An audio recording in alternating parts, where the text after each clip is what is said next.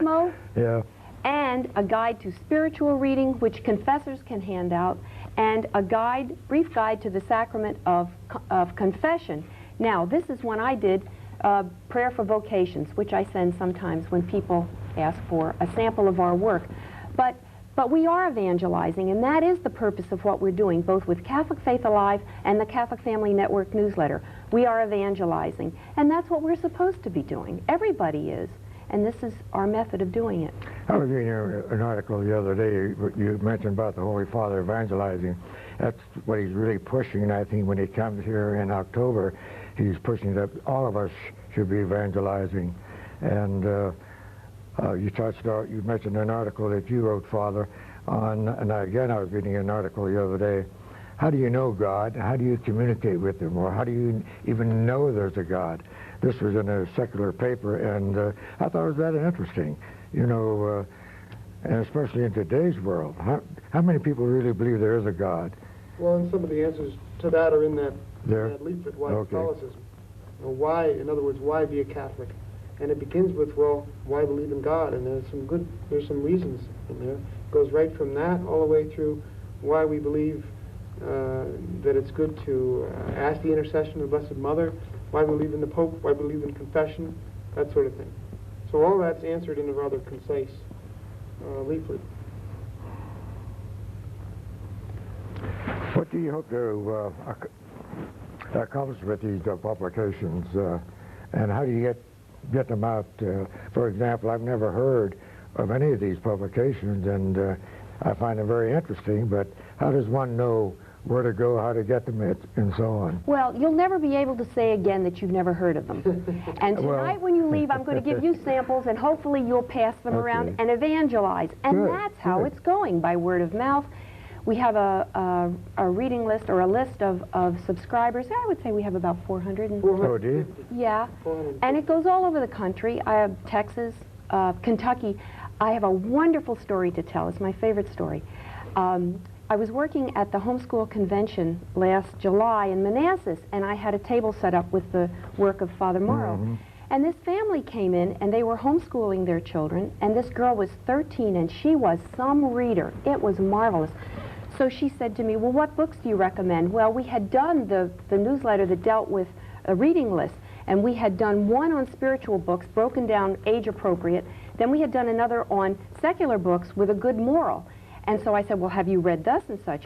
Well, she said yes. And she said, have you read thus and such? And I said, yeah, it's on the list. And I said, well, have you read? So we went back and forth like this. And it was just really exciting to find a kindred soul who loved to read good books. This mother wrote me later, several months later. She said, it's such a joy to have your reading list. She said, I give it to the children, I send them off to the library, and I never have to worry. And that's really exciting. Yeah. Again, on evangelization, Father, the various churches I've been to, they all have book racks within the church itself. I don't recall seeing anything like this. Isn't it possible to put these? You'll see it in some of those, in some of the churches. You know, that'd be a good way to disseminate this info. Have bought large quantities of some of these things and put them out. So it's just a matter of getting the word out. We don't have a large marketing staff, but we do advertise in Homiletics and Pastoral Review, Priest Magazine, and various other places. We're probably going to start advertising in some of the regular weekly periodicals. I was also thinking of the various councils and assemblies within the Archdiocese. You know, passed a few of these around to all the nights. Before the Rosary Congress, not this past summer, but the summer before, they passed out 10,000 copies of our Why Catholicism in preparation for an evangelization program they had at the shrine. Mm-hmm. So some people have been passing them out, and we have about I think 90,000 in print of Why Catholicism, and another 25,000 in Spanish. Yeah.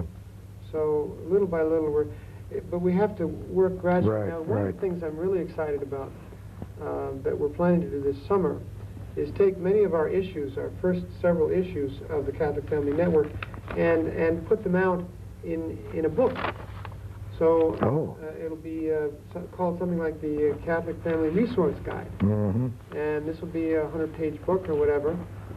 that people will be able to purchase and give to their children or grandchildren or whomever, you know, that are young families, so that they'll have all this in one place.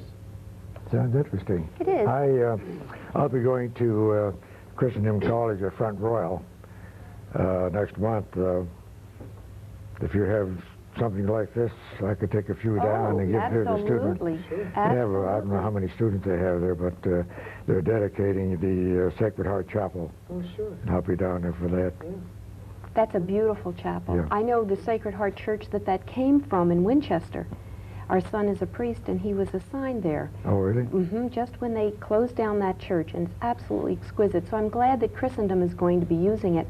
Now, speaking of Virginia, we have a letter of recommendation from the Office of Family Life there, Bob and Jerry Laird, regarding our newsletters. They say, these resource guides have become an invaluable reference both within our family and within the Diocesan Family Life Office. Nowhere else can we find a compilation of good Catholic information. We trust them completely. And that made us very happy when we received that letter. Well, wait a second now. It's not just them. No, well, we have a number of letters. We have one. Why, you're at it. Yeah, Right. Dr. William May, who is world-renowned theologian, philosopher, he wrote, the Catholic Family Newsletter is jam-packed with information and solid Catholic teaching on matters regarding the family. It is a splendid source of Catholic thought on the family, persuasively and attractively packaged. It's good to have this collection available. It should be of help to many. So, and these are just typical of the letters that we've received, and it's, as I say, it's very gratifying, because neither Father nor I make any money on this at all. I mean, we're doing it for the love of what we believe in, for the church, for family life, and for leading people to holiness. I have a couple of questions that immediately come to my mind. They're just coming, and two that I want to ask you about. You mentioned funds. How do you get funds to print all this? Where do you get your money? Well, that comes from Catholic Faith Alive, the sale of the pamphlets and the tapes that Father has made. Yes. We receive donations. Yes. And people donate, you know, to support the newsletter. But also we receive various donations, some large, some small, to support what we do. But we a lot of it is making available the radio tapes and all our leaflets and pamphlets and that sort of thing. Well, if I, as a subscriber, wanted to subscribe, what would it cost me? Peanuts. $5 a year. $5 a year. $5 a year? Oh. Well. So in other words, well worth it. Well worth it. The reason it is so ridiculously reasonable is because we wanted it to be available for families, and families have a tough time today. Good. So. Talk about family. A moment ago, you talked about Front Royal homeschooling. I interviewed was it Mary Clark? Oh yes. I interviewed her right here, and in regards to that, do you have any comment about this homeschooling with I your own love children? doing the issue. This was our not this issue, the one in January was homeschooling. I love doing that issue because I contacted all these homeschool places, and they sent me their catalogs and some of their samples, and it was delicious. I mean, it was wonderful. And I thought, I really wish that I had known about this a few years ago. I wish you'd be more enthusiastic about it. Well, I'm trying to be subdued. But anyhow, it's really exciting. I noticed that too. It's exciting what these schools are doing. It really is. Listen, we have a friend, and this boy's been homeschooled. He got 1,400 on his SATs. Now that's a fantastic score. It is. Totally homeschooled. And I wouldn't be surprised if things don't improve in all our schools if this isn't the mark of the future. And when you think about it, I mean, who has more of an interest in your child than you do? Right. So, I mean, considering everything that's occurring today, it's a wonderful, wonderful way of educating children.